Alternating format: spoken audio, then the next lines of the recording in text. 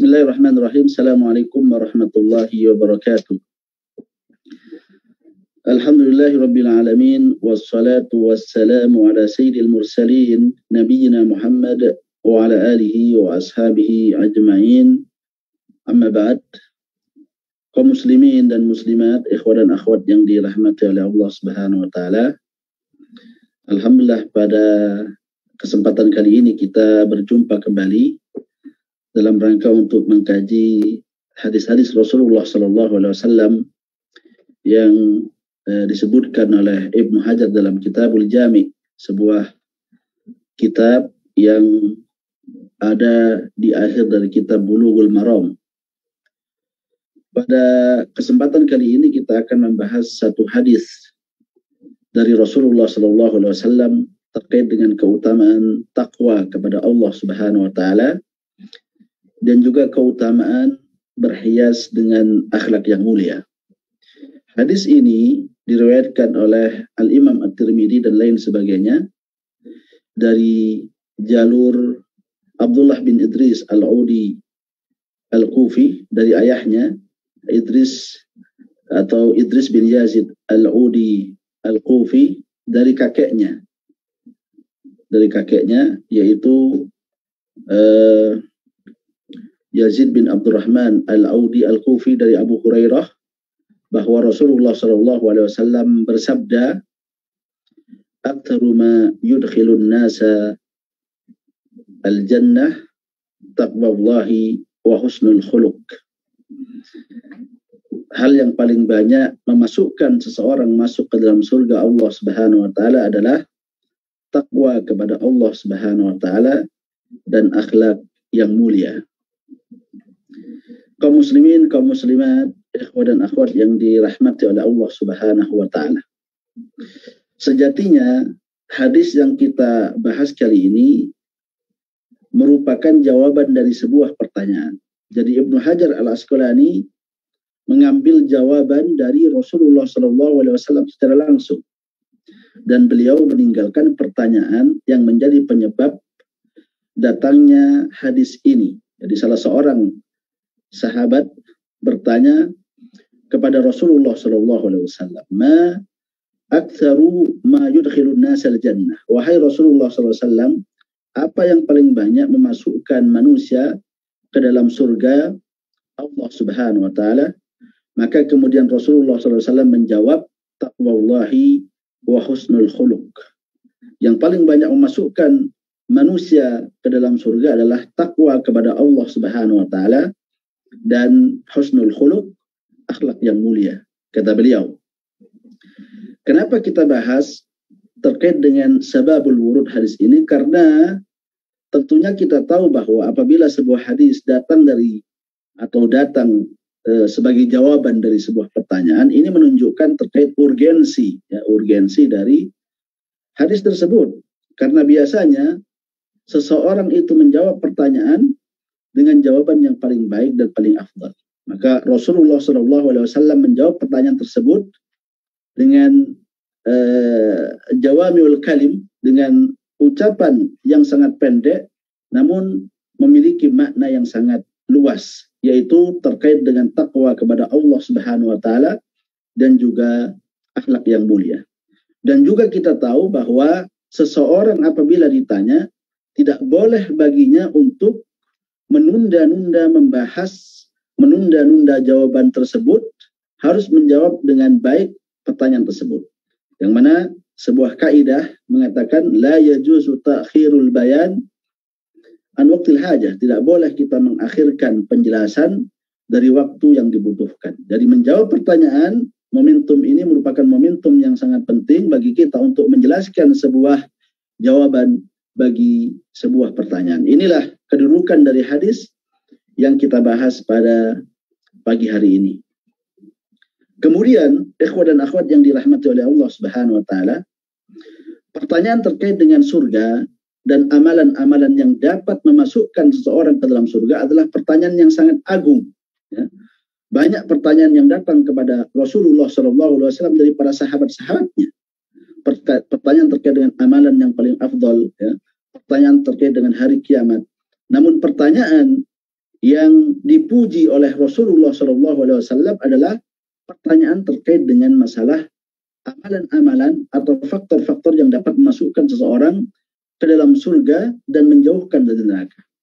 Hal ini sebagaimana yang diriwayatkan oleh Imam Tirmidzi pula dari sahabat yang mulia Mu'adz bin Jabal radhiyallahu taala ketika Rasulullah SAW ditanya, "Akhbirni an amalin yuqarribuni ilal jannati wa yubaiduni minan nar." Informasikan kepadaku amalan yang dapat memasukkan aku ke dalam surga dan menjauhkan aku dari neraka. Maka Rasulullah SAW mengatakan, laqad sa'alta an azimin. Engkau telah bertanya terkait dengan sesuatu yang sangat agung, sesuatu yang sangat penting, sesuatu yang sangat besar. Jadi pertanyaan terkait dengan surga, ya, dimasukkan ke dalam surga Allah Subhanahu wa taala dan dijauhkan dari neraka Allah Subhanahu wa taala, ini merupakan pertanyaan yang sangat penting, pertanyaan yang sangat agung. Di antara indikasi keagungan dan kepentingan dari pertanyaan ini adalah pujian Rasulullah SAW terkait dengan orang yang bertanya dengan pertanyaan ini. Dan juga dalam sebuah riwayat hadis dari Abi Ayyub Al-Ansari radhiyallahu taala, ketika salah seorang Arab Badui datang kepada Rasulullah SAW, beliau juga bertanya dengan pertanyaan yang serupa. Ya Rasulullah, akhbirni bima yuqarribuni minal jannah wa yubaiduni minan nar. Wahai Rasulullah SAW, kabarkan kepadaku tentang amalan yang dapat memasukkan aku ke dalam surga dan menjauhkan aku dari neraka. Maka Rasulullah SAW mengatakan, laqad wuffiqa aw laqad hudiya. Orang ini telah mendapatkan taufik dari Allah Subhanahu wa taala dan mendapatkan hidayah dari Allah Subhanahu wa taala. Ini pertanyaan yang penting. Jarang mungkin orang yang bertanya terkait dengan hal itu. Maka kemudian Rasulullah SAW mengatakan, orang yang bertanya dengan pertanyaan ini mendapatkan taufik dari Allah Subhanahu wa taala dan mendapatkan hidayah dari Allah Subhanahu wa taala. Inilah indikasi-indikasi terkait dengan urgensi pertanyaan terkait surga dan neraka, sehingga kemudian kita dapat mengetahui pentingnya hadis terkait dengan masalah ini. Ikhwan dan akhwat yang dirahmati oleh Allah Subhanahu wa taala, Rasulullah sallallahu alaihi wasallam dalam hadis ini menjelaskan kepada kita bahwa perkara-perkara, faktor-faktor yang dapat menjauhkan kita dari, yang dapat memasukkan kita ke dalam surga Allah Subhanahu wa taala dan menjauhkan kita dari neraka Allah Subhanahu wa taala adalah taqwallahi wa husnul khuluq. Yang pertama, taqwallah. Takwa kepada Allah Subhanahu wa taala. Kalimat takwa ini berasal dari kalimat waqayaki, wiqayatan, yaitu menjaga, ya, menjaga, yakni antaj'ala bainaka wa baina adzabillahi wiqayah, yaitu hendaknya engkau menjadikan antara engkau dengan azab Allah Subhanahu wa taala tameng. Inilah yang disebut dengan takwa kepada Allah Subhanahu wa taala. Jadi berasal dari kalimat waqayaki yang arti maknanya adalah menjaga atau tameng, penghalang. Jadi orang yang bertakwa adalah orang yang menjadikan antara dirinya dengan azab Allah Subhanahu wa taala tameng. Apa tamengnya? Tamengnya sebagaimana disebutkan oleh para ulama-ulama kita terkait dengan hakikat takwa, yaitu menjalankan ketakwaan kepada Allah, menjalankan perintah-perintah Allah Subhanahu wa taala dan menjauhi larangan-larangan Allah Subhanahu wa taala. Di antara definisi takwa, ya, yang datang dari para ulama kita, datang dari seorang tabi'in yang mulia, yaitu Talaq bin Habib. Beliau mengatakan, an ta'mala bi ta'atillah ala nurin min Allah tarju thawab Allah. Yang dimaksud dengan takwa, kata beliau, ya, ketika itu beliau membahas terkait dengan fitnah, ya, Ibnu As'ath. Beliau mengatakan ittaquha bittaqwa, ya, jaga diri kalian dari fitnah Ibnu As'ath dengan ketakwaan kepada Allah Subhanahu wa taala. Ketika beliau ditanya, sif lana taqwa, definisikan kepada kami terkait dengan takwa, maka beliau mengatakan an ta'mala bi ta'atillah, yaitu engkau mengerjakan ketaatan kepada Allah Subhanahu wa taala. Ala nurim minallah, berdasarkan dari cahaya Allah Subhanahu wa taala, tarju thawab Allah, mengharapkan pahala dari Allah Subhanahu wa taala. Wa an tadruka ma'asillah, meninggalkan maksiat Allah Subhanahu wa taala. Ala nurim minallah, atas dasar cahaya dari Allah Subhanahu wa taala, makhafata iqabillah, karena kalian takut dengan iqab, dengan siksa yang datang dari Allah Subhanahu wa taala. Jadi ini adalah takwa yang disebutkan oleh Thalaq bin Habib. Tentunya banyak makna takwa yang disebutkan oleh para ulama kita, namun boleh dikatakan bahwa kalimat yang jami' dan mani, definisi ya, yang sempurna bagi ketakwaan adalah melakukan perintah-perintah Allah Subhanahu wa taala, mengamalkan perintah-perintah Allah Subhanahu wa taala, dan menjauhi larangan-larangan Allah Subhanahu wa taala. Jadi inti dari ketakwaan itu adalah yang kita sebutkan tadi. At-Tibi, ya, beliau menjelaskan terkait dengan takwa ini, beliau mengatakan bahwa taqwallahi isyaratun ila husnil muamalati ma'al khaliq. Kalimat takwa kepada Allah Subhanahu wa taala ini mengisyaratkan interaksi seorang hamba dengan Allah Subhanahu wa taala Sang Maha Pencipta. Ini yang dimaksud dengan takwa Allah, ya, yaitu menggambarkan dan mengisyaratkan bahwa yang dimaksud dengan takwa itu adalah hubungan yang baik yang terjalin antara seorang hamba dengan Allah Subhanahu wa taala. Bi an ya'tiya fi jami'i ma amarahu bihi, yaitu dengan cara mengerjakan semua yang diperintahkan oleh Allah Subhanahu wa taala, wa yantahi amma naha anhu, dan meninggalkan seluruh yang dilarang oleh Allah Subhanahu wa taala. Jadi kalimat kunci bagi ketakwaan kepada Allah Subhanahu wa taala adalah mengerjakan ketaatan untuk mendapatkan pahala dari Allah Subhanahu wa taala, dan meninggalkan maksiat takut dikarenakan takut dengan siksa Allah Subhanahu wa taala. Maka ini merupakan ketakwaan yang disebutkan oleh Rasulullah SAW dalam hadis ini.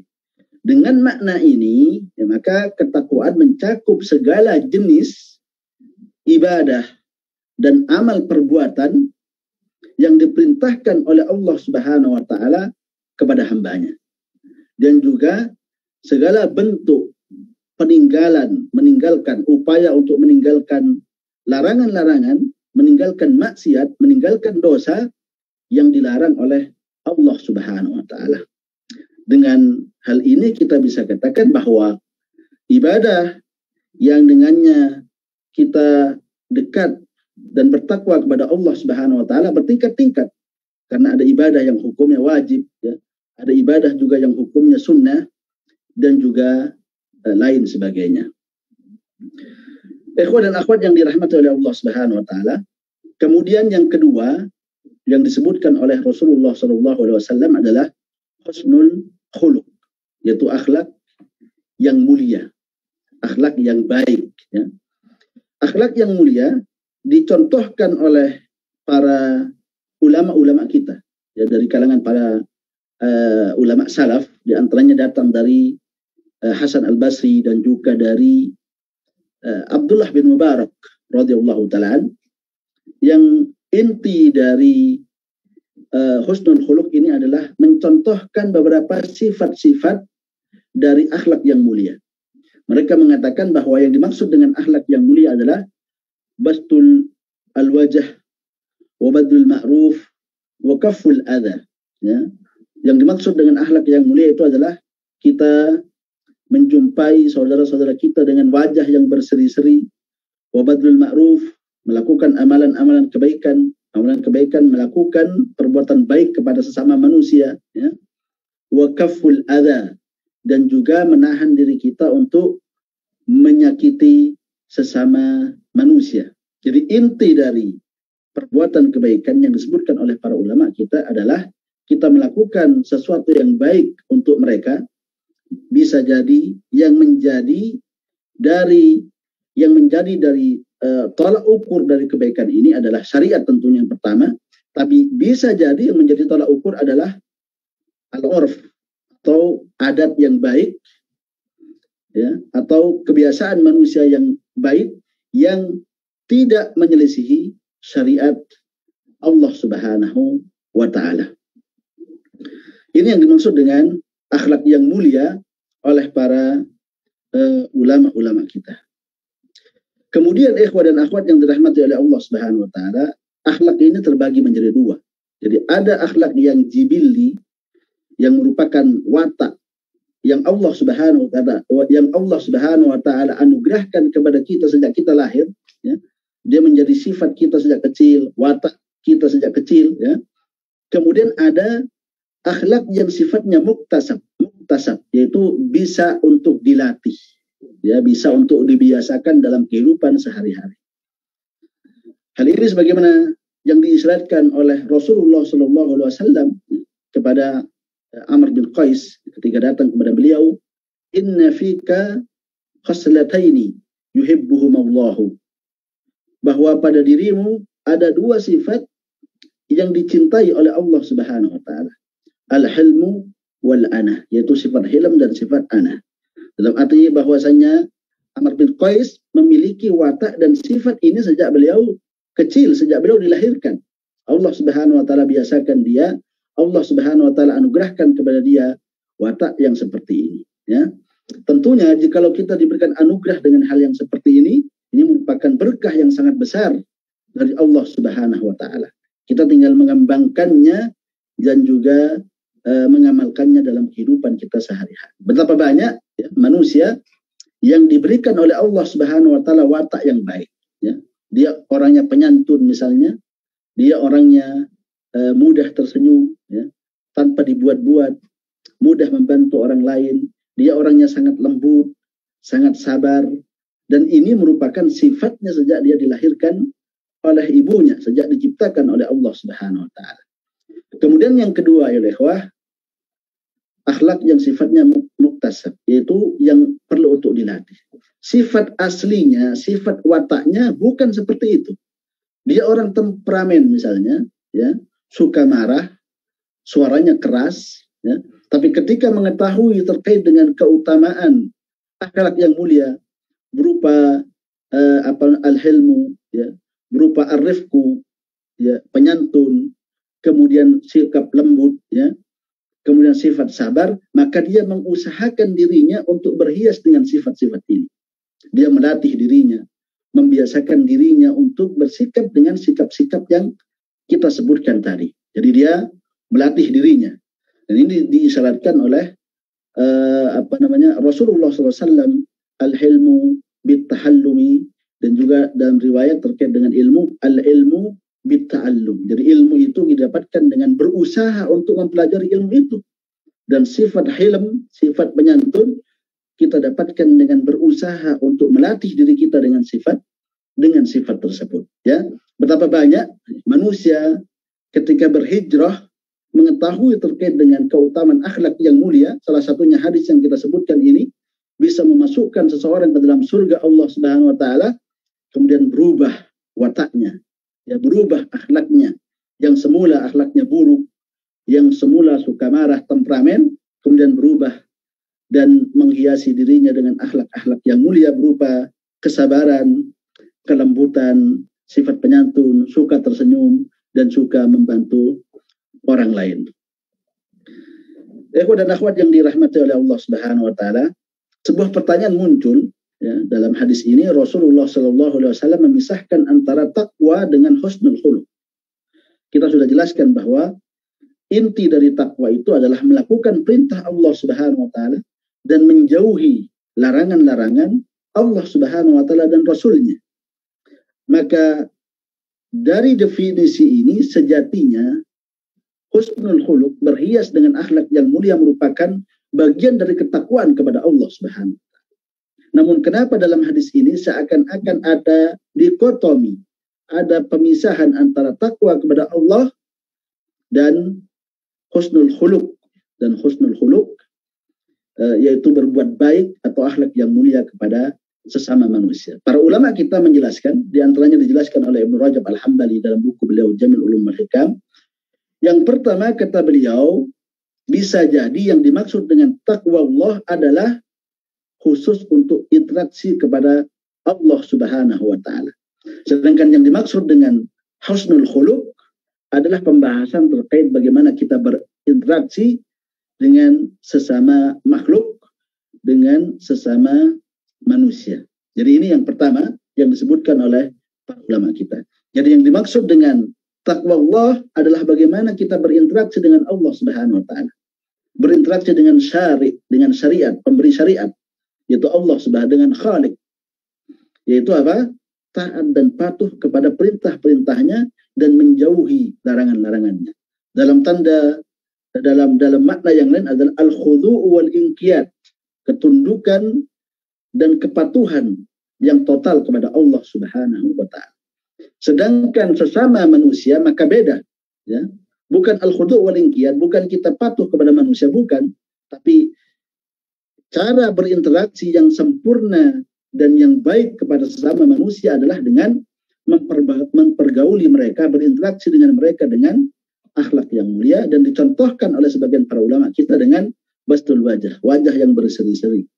Badlu al-ma'ruf atau badlun nada, menyebarkan kebaikan kepada mereka, wa kafful adha, tidak menyakiti mereka baik dengan perbuatan maupun dengan ucapan-ucapan kita. Ini adalah jawaban yang pertama.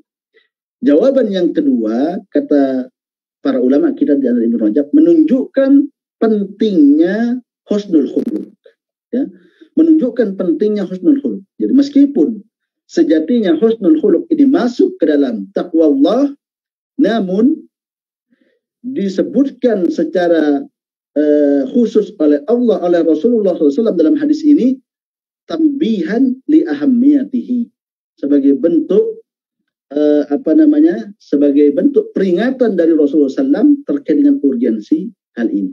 Karena betapa banyak orang yang bertakwa, mengaku bertakwa kepada Allah Subhanahu wa taala, menunjukkan sifat-sifat yang mulia, menunjukkan kesalihan dan juga rajin beribadah kepada Allah Subhanahu wa taala, tetapi akhlaknya kepada sesama manusia nol. Dia tidak berinteraksi dengan sesama manusia, dan kalau berinteraksi dengan sesama manusia, maka kemudian interaksinya dan akhlaknya tidak baik. Maka sebagai bentuk peringatan dari Rasulullah SAW bahwa husnul khuluq ini sangat penting, maka kemudian disebutkan secara khusus setelah takwa kepada Allah Subhanahu wa taala. Karena banyak manusia yang meremehkan terkait dengan husnul khuluq, memperhatikan hubungannya dengan Allah saja, baik ibadahnya, baik salatnya, baik puasanya, tapi hubungannya dengan sesama manusia dipenuhi dengan kekejian, ya, dipenuhi dengan gangguan-gangguan, baik lisannya maupun dengan anggota tubuhnya. Kemudian hal yang terakhir yang kita bahas dari hadis ini adalah hal-hal yang dapat kita petik dari hadis ini, faidah yang bisa kita petik dari hadis ini. Yang pertama adalah hadis ini menunjukkan kepada kita tentang pentingnya bagi kita untuk memperhatikan perkara-perkara yang dapat membawa kepada kebahagiaan akhirat kita. Jadi bukan cuma terkait dengan kebahagiaan dunia, yaitu dengan mengumpulkan harta, ya, dengan mencari jabatan yang tinggi.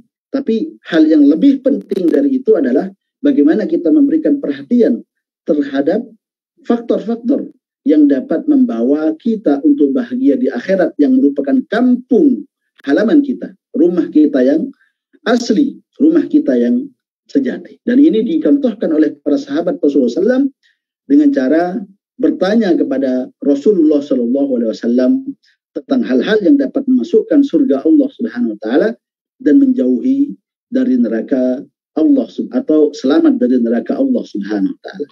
Yang kedua, urgensi dari wasiat bertakwa kepada Allah Subhanahu wa taala. Hendaknya sama kaum muslimin kita tidak wara, ya. Tidak wara untuk saling mewasiatkan takwa Bisa jadi wasiat-wasiat ini berulang, bisa jadi berulang, tetapi tentunya semakin berulang juga akan semakin mengingatkan kita kepada urgensi ketakwaan kepada Allah Subhanahu wa taala. Allah Subhanahu wa taala banyak mengulang ketakwaan ya dalam Al-Qur'an. Wasiat terkait dengan takwa ini sangat banyak dalam Al-Qur'an.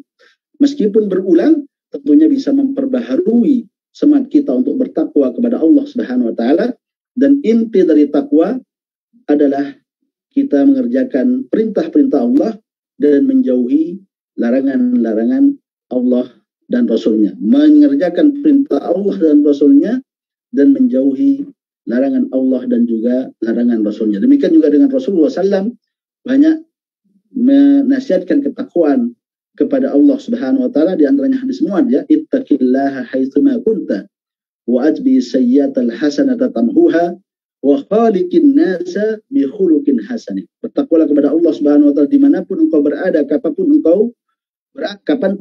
juga dan dimanapun engkau berada. Wa ajbil hasanah wa adbi sayyi'atal hasanah tamhuha. Ikutilah perbuatan keburukan dengan kebaikan, maka akan menghapuskan keburukan tersebut, dan pergaulilah manusia dengan akhlak yang mulia. Keutamaan yang ketiga, faidah yang ketiga dari hadis ini adalah keutamaan akhlak yang mulia kepada sesama manusia, yaitu dapat memasukkan kita ke dalam surga Allah Subhanahu wa taala, dan tentunya juga apabila kita meremehkan faktor ini, sikap ini, yaitu akhlak yang mulia ini, juga bisa menjadikan kita jauh dari surga Allah Subhanahu wa taala. Dalam hadis yang lain ya, Rasulullah SAW menjamin orang yang berhias dengan akhlak yang mulia untuk masuk ke dalam untuk dimasukkan ke dalam surga Allah Subhanahu wa taala dan dibangunkan rumah di dalamnya. Beliau mengatakan, ana zaimum bi baitin fi a'lal jannah liman hasuna khuluquhu. Saya menjamin bagi seseorang untuk masuk ke dalam surga, di rumah surga yang tertinggi bagi orang yang mulia akhlaknya. Ikhwan dan akhwat yang dirahmati oleh Allah Subhanahu wa taala, inilah kajian kita pada pagi hari ini terkait dengan hadis ini, menunjukkan terkait dengan pentingnya takwa kepada Allah Subhanahu wa taala dan juga akhlak yang mulia. Semoga Allah Subhanahu wa taala memberikan kepada kita ketakwaan dan juga memberikan kepada kita akhlak yang mulia, dan juga memberikan kepada kita ilmu yang bermanfaat. Wassallallahu ala nabiyil mustafa wa ala alihi wa sahbihi wasallam, wa akhiru da'wana alhamdulillahi rabbil alamin. Assalamualaikum warahmatullahi wabarakatuh.